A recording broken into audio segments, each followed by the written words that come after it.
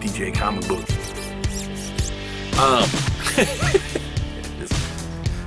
You could have been getting down to this sick beat. Review the damn books.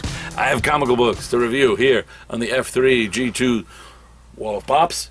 Talk about pop music. Doobie doobie doo. So let's start where everyone starts. The Flash, number 21. Part dos of the button. Button? Who's got the button? Nobody knows. It disappeared after he touched it. This issue's good. Again, the mystery deepens. Not as many answers, but hints. We still have Johnny Thunder, old man Johnny Thunder, screaming for the Thunderbolt. Ow, it hurts to yawn. I hurt myself on my side, and when I move too much, it hurts. So yawning, this is going to be fun. Oh, it's too ridiculous. Already every part of me wants to yawn again. Anyway. Doodly doodly doo. So, now I'm going to yawn. It's going to hurt. It's going to hurt. It hurts. It hurts. That hurt. Anywho. So Johnny Thunder's up on the roof and he's screaming and they're going to medicate him. But he's screaming about, we lost the Justice Society and it's all my fault. So there's that. Barry finds some clues that he doesn't share with Batman, including the traces of lightning and Speed Force all over the body of Earbud Thawne are not his reverse Speed Force. It's Barry's regular. It's all Barry's lightning that's all over him, so he doesn't know what happened there. The time treadmill is resurrected from, Hal nicknamed this the Hall of Lost and Found. After the Justice League's missions, we secure the stray artifacts here. Look at what they've got in there. They've got the H-Dial. They've got Lobo's hook. They've got Skeets, oddly enough, from the animated series. The bug.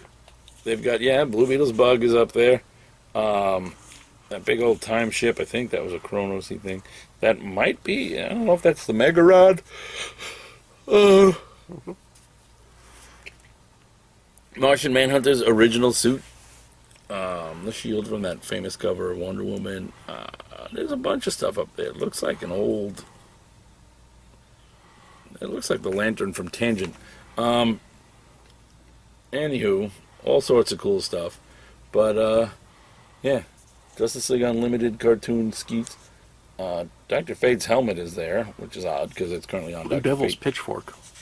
Is that Blue Devils? I don't. It looks like a different one. But anywho, that means at some point, Ted Kord, Blue Beetle, was involved with the Justice League. Also, as they run through, Flash thinks he's seeing alternate universes, but as we see the original forming of the Justice League, but actually Batman's like, are these alternate realities? And Flash is like, well, he told me years were taken from us. So it looks like those may be some of the moments, including, look, there's Batman getting pissed as Zatanna erases his memories. And look, it's Superman with the undies outside, but more on that when we get to action. This ends in, of all places, the Flashpoint as Bruce Wayne, Batman meets Thomas Wayne, Batman. Oh, shnikes. So good. So good. Back away from the camera. I don't want to put this, scare you with the 3D effect of how excited I am by this cover. Even though that's not the Ted. No, that's not Ted. That's Jaime. Jaime is putting on the Ted Kord costume. What? What? Because he's got no powers. Ow.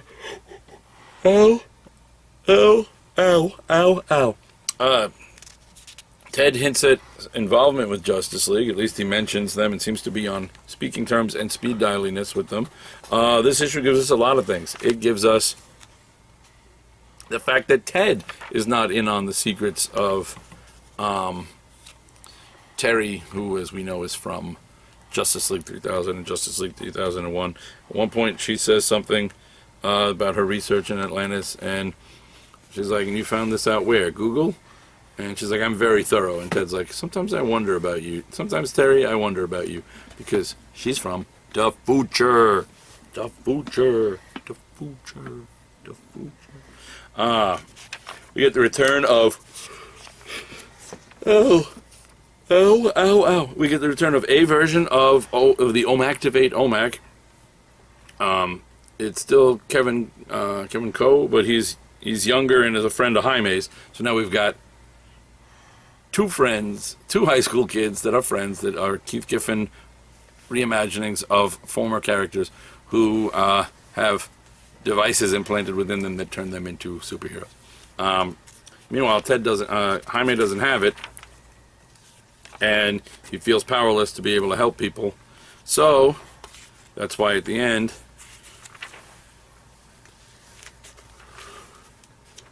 he says, because we're heroes, that's what heroes do. And then he's like, fine. So, he goes, who needs, we don't need the Justice League. And we've got, and then Jaime gets dressed in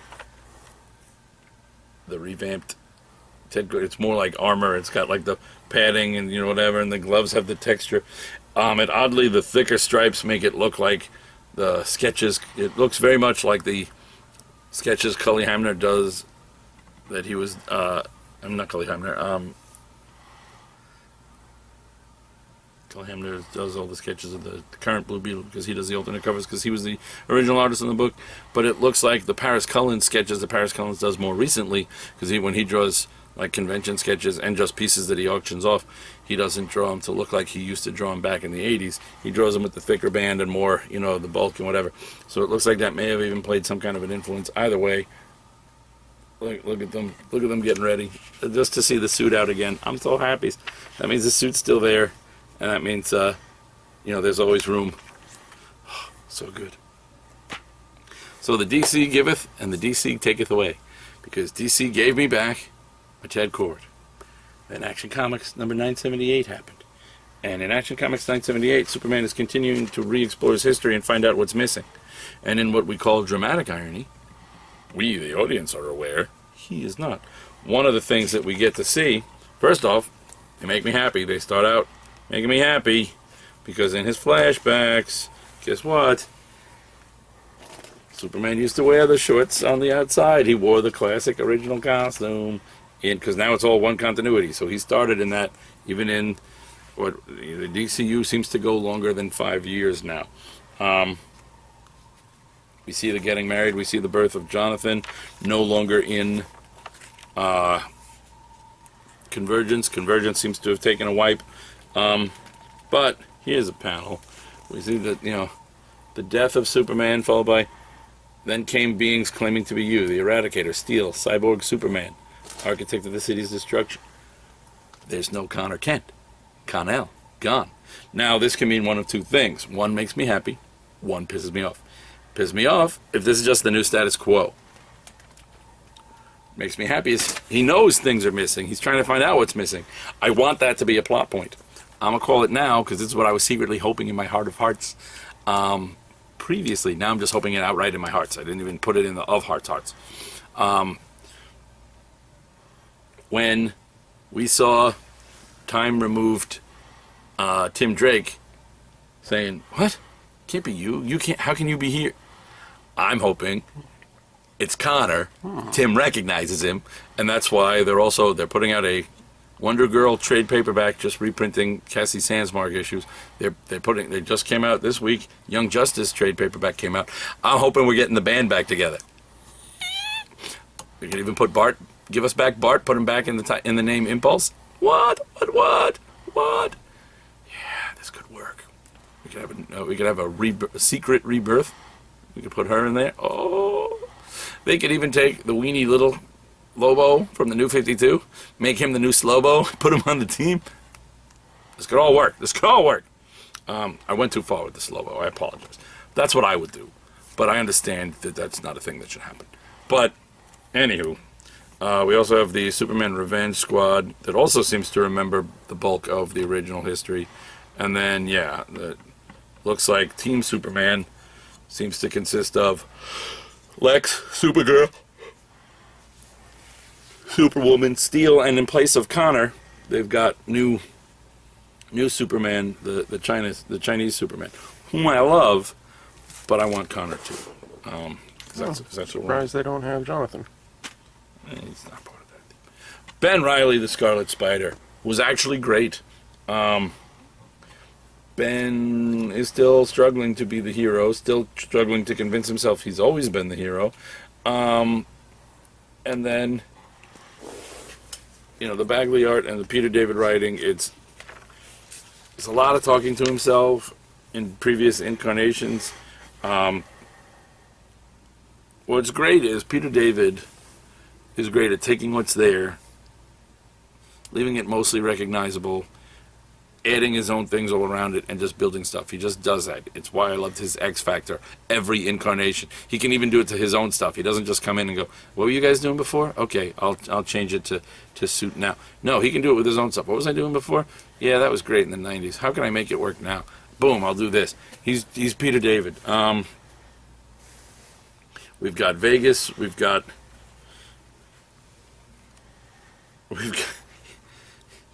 there's a mean old lady who he's desperately trying to be Peter, and when he finds this angry old lady whose name is June, he says, June? It's not quite May, but it's close enough. And then while she's fighting with her old husband because she won't give up gambling, the husband, he threatens the husband. The husband's like, fine, you know what, you keep her. She's dead to me. He goes, I'm dead to her. He goes, you dead to her? Your name wouldn't happen to be Ben, would it? He goes, what? No, and he says, what? He goes, okay, name's not Ben, but still he's dead. I can work with this. He's dead to her. I can work with this. And it's all kind of, perfect. I don't like the mask on the new version of the costume, but, where they, for some reason, give the smile indents.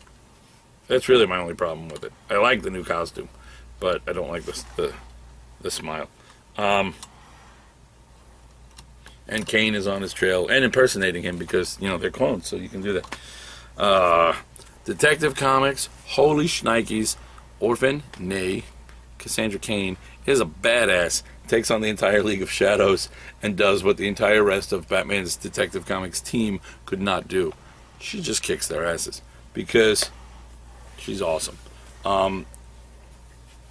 With a kind of in-between, ties the thing together where she's hurt, someone sees her and saves her, and then reads a children's storybook to her while she's unconscious, just like as a thing to do.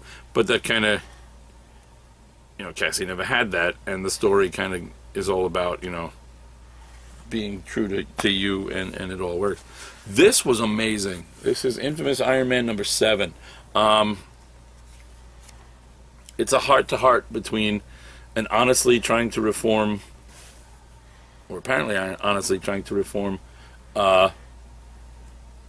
Victor Von Doom and Benjamin Grimm. Ow.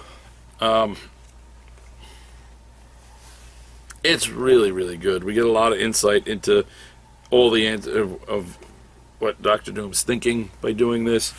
And, just Ben's reaction as he apologizes to Ben, not just for the Dr. Doomness, but for back when they were in college. And then, of course, Reed shows up, but not our Reed.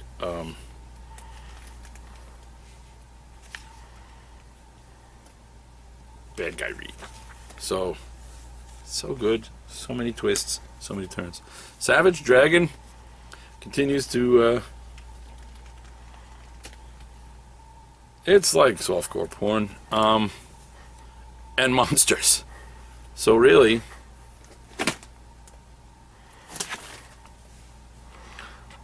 The internet in comic book form? Yeah.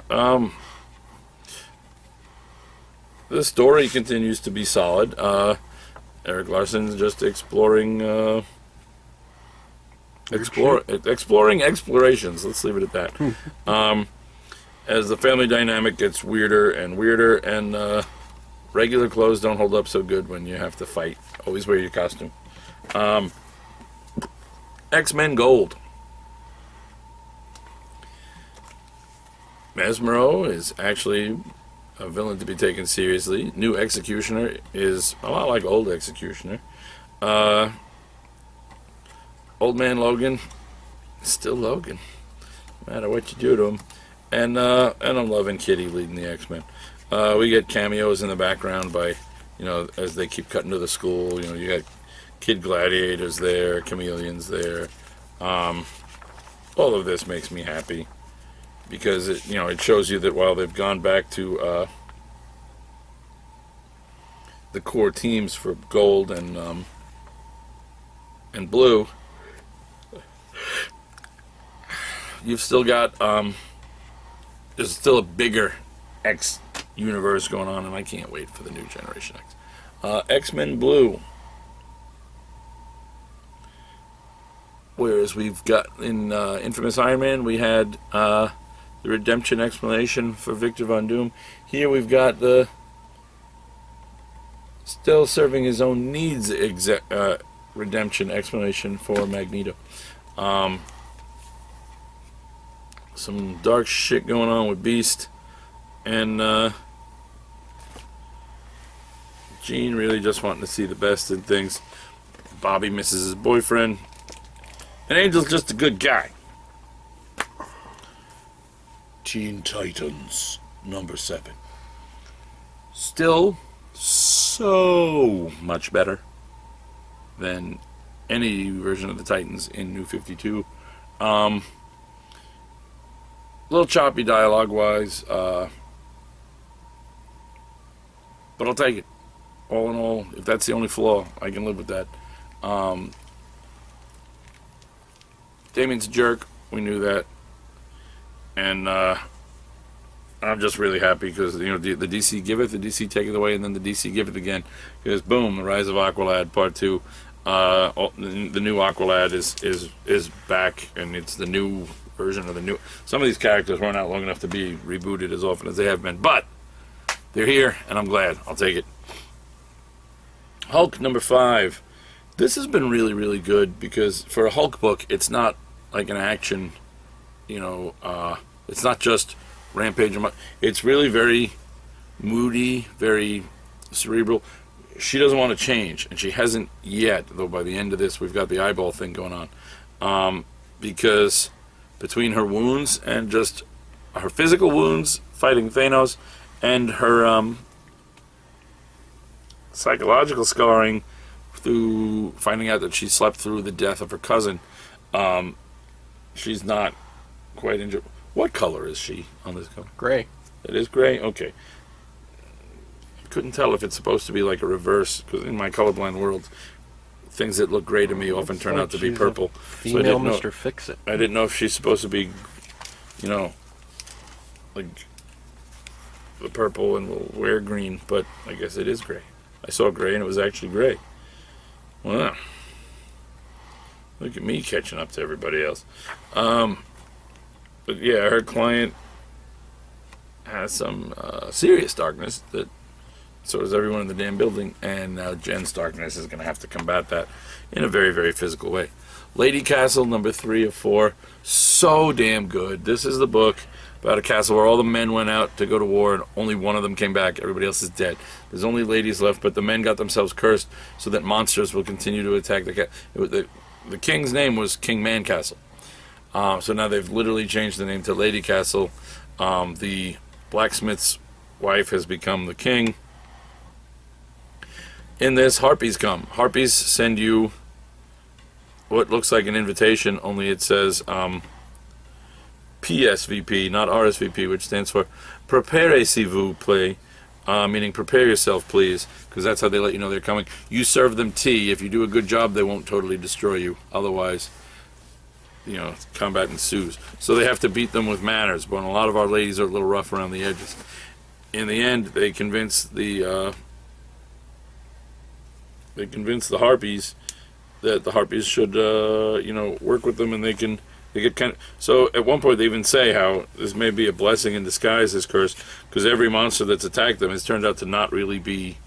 It hasn't just been an attack. The werewolves didn't really want to fight; they just turned into werewolves and lose control in their animal frenzy. Of mostly they were attracted by the scent of women. then they got attacked by these salamanders that they now use one of to they use them now to heat their ovens and their smiths and whatever, and now they're leasing land and farming with the harpies so that the harpies don't have to keep killing people to take stuff. They'll have all their own things. But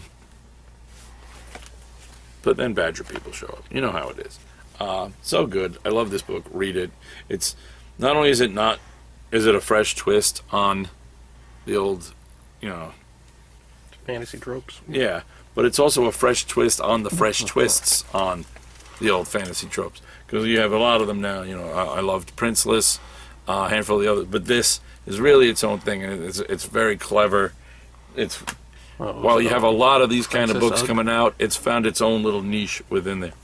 Hal Jordan and the Green Lantern Corps has a return to Rip Hunter. Oh, does that mean I can finally get a boost of gold? I don't know. But it has Rip Hunter, and the future looks grim for the Green Lantern Corps and grimmer for the Sinestro Corps, and grim for both of them together. Is a merger such a good idea? Maybe not. Also, we find out that Space Ape is actually a prince.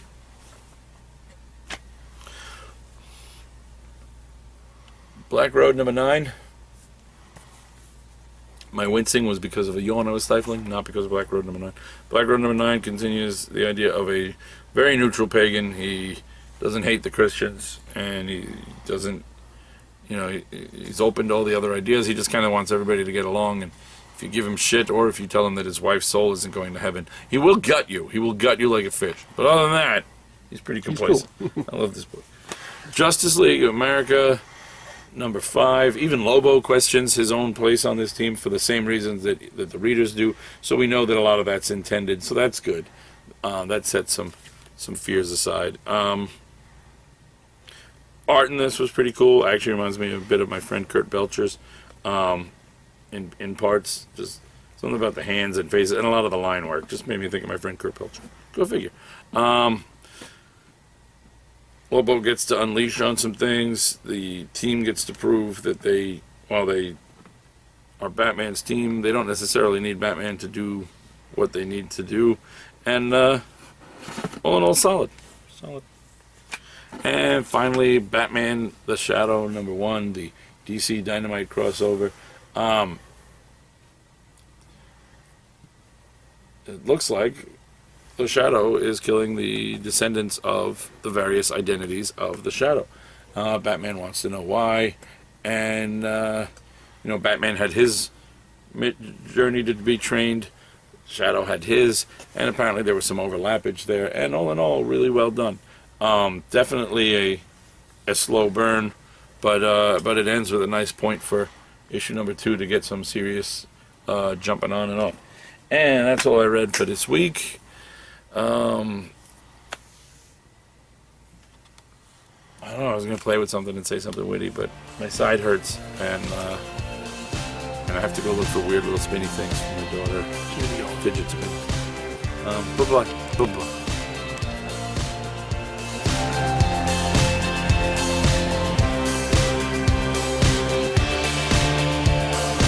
Thanks for watching another video from Gonna Geek. If you like geeky stuff, check out our podcast network, our news and articles, and our community forums. You can find it all at GonnaGeek.com, like us at Facebook.com/GonnaGeek, tweet us at GonnaGeek, subscribe to our YouTube channel at YouTube.com/GonnaGeek, and check out our live programming at GonnaGeek.com/live.